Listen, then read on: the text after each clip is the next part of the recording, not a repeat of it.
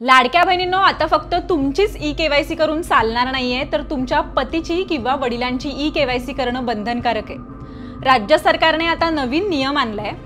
तुमचं जर लग्न झालं असेल तर तुमच्या पतीची ई-केवायसी करून त्यांचं उत्पन्न किती आहे आणि लग्न झालं नसेल तर तुमच्या वडिलांचं उत्पन्न किती आहे हे आता नोंदवणं बंधनकारक आहे। तुमच्या पतीचं किंवा वडिलांचं उत्पन्न हे 2.5 लाखांच्या वरती असेल तर तुम्ही आता लाडक्या बहिणीसाठी अपात्र ठराल।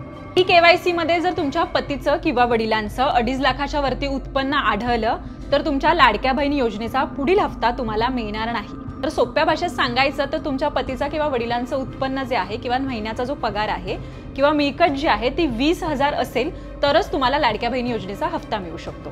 लाडकी बहिणी योजना जेव्हा राज्य सरकारने घोषित केली तेव्हा काही नियम टाकून दिले होते, पण त्या नियमाचं उल्लंघन फक्त सामान्य नागरिकांनीच नाही तर शासनातील कर्मचाऱ्यांनी सुद्धा केलं। त्याच्यामुळे आता राज्य सरकार वेगवेगळ्या पद्धतीने पडताळणी करून तुमचं उत्पन्न किती आहे हे पाहते आणि त्यानुसारच आता ही लाडकी बहिणी योजना तुम्हाला मिळणार आहे। त्याच्यामुळे तुम्ही आता लक्षात घ्या, जर तुम्ही लाडक्या बहिणीची ई-केवायसी करताय तर तुमच्यासोबतच तुमच्या पतीची किंवा तुमच्या वडिलांची ई-केवायसी करून राज्य सरकारला योग्य ती माहिती देणं बंधनकारक आहे।